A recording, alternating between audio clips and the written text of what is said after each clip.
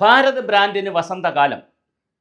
ശരിക്കും പറഞ്ഞാൽ നമ്മുടെ താഴെത്തട്ടിലുള്ള ചെറിയ കളിപ്പാട്ടം മുതൽ പടക്കം വരെ, നനഞ്ഞ പടക്കം വരെ നമ്മൾ വാങ്ങുന്നത് ഈ ചൈനക്കാരുടേതാണ്. മേക്ക് ഇൻ ഇന്ത്യ വന്നതിന് ശേഷം വലിയ മാറ്റമുണ്ടായി രാജ്യത്ത്. വലിയ തോതിലാണ് രാജ്യത്ത് മാറ്റമുണ്ടായത്. ഒരുപാട് ഉൽപ്പന്നങ്ങൾ രാജ്യത്തുണ്ട്. അതിപ്പോഴിതാ വളരെ വലിയ ഒരു സ്വതന്ത്ര ഭാരതത്തിൽ ഒരുപക്ഷെ നാളിതുവരെ ഇല്ലാത്ത വലിയ വിപ്ലവമാണ്, ഗ്രാമീണ വിപ്ലവമാണ് വരാൻ പോകുന്നത്.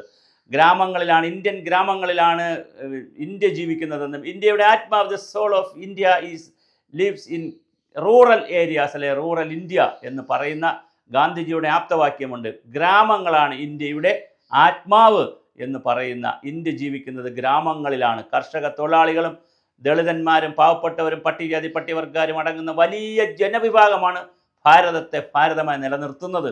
അല്ലാതെ ഒരു മധ്യവർഗമോ ഉപരിവർഗമോ അല്ല. അവർ ഇങ്ങനെ ചാഞ്ചാടി പല രൂപത്തിൽ പല ഭാവത്തിൽ രാഷ്ട്രീയമായ പല ചിന്തകളിലൊക്കെ കളിക്കുമ്പോഴും ഇന്ത്യ ഇന്ത്യ എന്ന് നിലത്തുന്നത് സാധാരണ ജനങ്ങളാണ്.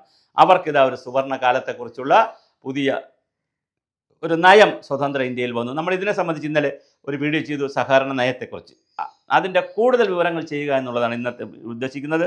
രാജ്യത്ത് ജൈവ കൃഷിയും നാച്ചുറൽ ഫാമിംഗ് എന്ന് പറഞ്ഞ സ്വാഭാവിക കൃഷിയും കീടനാശിനികൾ കുറച്ചുകൊണ്ടുള്ള ജൈവ കൃഷിയിലേക്ക് രാജ്യത്തെ പ്രോത്സാഹിപ്പിക്കുക. അതുപോലെ തന്നെ തരിശുഭൂമി, പരമാവധി തരിശുഭൂമി കൃഷിയോഗ്യമാക്കുക, ഒരു തുണ്ട് പരിശുഭൂമിയിലായിരിക്കുക, ഹരിതോർജ്ജത്തെ പ്രോത്സാഹിപ്പിക്കുക, സോളാർ പദ്ധതികളെ പ്രോത്സാഹിപ്പിക്കുക. അങ്ങനെ ഗ്രാമീണ ഇന്ത്യയിലേക്ക് ഇത് പോവുകയാണ്. ഇത് നടപ്പിലാക്കുന്നത് ആരാണ്? നേരത്തെ ഇതിങ്ങനെ ഒരു വിഷൻ പറഞ്ഞിട്ട് കാര്യമില്ലല്ലോ. ഇത് നടപ്പിലാക്കുന്നതിന് വേണ്ടി രാജ്യത്ത് 8 ലക്ഷം സൊസൈറ്റികളാണ് തുടങ്ങുന്നത്. നമ്മൾ ഇന്നലെ credit society, agriculture farmers credit society കുറച്ച് മാത്രമാണ് പറഞ്ഞത്, അത് 2 ലക്ഷമാണ്. അല്ലാതെ 2 ലക്ഷം ക്രെഡിറ്റ് സൊസൈറ്റികളും 6 ലക്ഷത്തോളം നോൺ ക്രെഡിറ്റ് സൊസൈറ്റികളും വരുന്നു. സഹകരണ മേഖലയിൽ 30 കോടി പേരെയാണ് ഇന്ത്യയിൽ ചേർക്കാൻ പോകുന്നത്. ചെറിയ നമ്പറല്ല. അതിൽ ദളിതന്മാർ, ആദിവാസികൾ, പട്ടികജാതി പട്ടികവർഗക്കാർ, കർഷകരാണ് അതിനകത്തൊരു തമ്പായിട്ട് വരാൻ പോകുന്നത്, വളരെ പ്രധാനപ്പെട്ട ആളുകളായിട്ട് വരുന്നത്. അതുപോലെ തന്നെ പരിധിയില്ലാത്ത ബോണസ് കൊടുക്കുന്നതിനെക്കുറിച്ചും ബിസിനസ് അവസരങ്ങൾ ഉണ്ടാക്കുന്നതിനെക്കുറിച്ചും വലിയ ചോദ്യത്തിനുണ്ട്. അതുപോലെ തന്നെ ഓരോ ജില്ലയിലും ഒരു 10-600ഓളം ജില്ലകൾ, 540 മറ്റോ ജില്ലകൾ, ഞാൻ 600 റൗണ്ട് ചെയ്ത് പറയുന്നു, 10-600ഓളം ജില്ലകളിൽ ഓരോ ജില്ലയിലും മാതൃകാ സഹകരണ ഗ്രാമങ്ങൾ വരുന്നു. അതൊരു വലിയ സംഭവമല്ലേ? മോഡൽ കോപ്പറേറ്റീവ് വില്ലേജസ് വരുന്നു എന്ന് പറഞ്ഞാൽ അവിടെ ഈ എനിക്ക് തോന്നുന്നു അതൊരു വിപണന കേന്ദ്രമായിരിക്കും, അതൊരു മാർക്കറ്റിംഗ് സെൻ്റർ ആയിരിക്കും, അതുപോലെ തന്നെ ഒരു പ്രദർശന സ്ഥലമായിരിക്കും. അവിടെ കാർഷിക ഉൽപ്പന്നങ്ങൾ കൊണ്ടുവരാനും വാങ്ങാനും എല്ലാമുള്ള വലിയ സംവിധാനം. അതുപോലെ തന്നെ പശു വളർത്തൽ, ആട് വളർത്തൽ, കോഴി വളർത്തൽ, ഇതിനെയും വലിയ സംവിധാനത്തിലാണ് ഉണ്ടാകാൻ പോകുന്നത്. അപ്പോൾ ഒരു ജില്ലയിൽ ഒരു മാതൃക സഹകരണ ഗ്രാമം വരുന്നു. അവിടെ എല്ലാ സൗകര്യവും ഉണ്ടായിരിക്കും. അതിന് അഫിലിയേറ്റ് ചെയ്തിട്ടുകൊണ്ടുള്ള ഗ്രാമീണ ക്രെഡിറ്റ്, റൂറൽ ക്രെഡിറ്റ് കോപ്പറേറ്റീവ് സൊസൈറ്റികളും, കോപ്പറേറ്റീവ് ക്രെഡിറ്റ് അഗ്രികൾച്ചറൽ കോപ്പറേറ്റീവ് സൊസൈറ്റികളും, അതുപോലെ നോൺ കോപ്പറേറ്റീവ് ആയിട്ടുള്ള നോൺ ക്രെഡിറ്റ് സൊസൈറ്റികളും വരാൻ പോവുകയാണ്. അപ്പോൾ ഇത് വലിയൊരു ബൂമാണ് ഇന്ത്യയിൽ നടക്കാൻ പോകുന്നത്. 2002 നയമൊക്കെ ഉണ്ടായിരുന്നു. പക്ഷേ അതിൽ നിന്ന് മാറി പ്രാഥമിക കാർഷിക സഹകരണ സൊസൈറ്റികൾ 13 കോടി അംഗങ്ങളെയാണ് ഉദ്ദേശിക്കുന്നത്. അപ്പോൾ ആ നയമെല്ലാം മാറി 2025 വലിയ ഒരു നയം പ്രഖ്യാപിച്ചിട്ടുണ്ട്. 26 ഫെബ്രുവരിയോടുകൂടി ഇത് നമ്മുടെ നാട്ടിൽ എത്താനാണ് എല്ലാ സാധ്യതയുമുണ്ട്.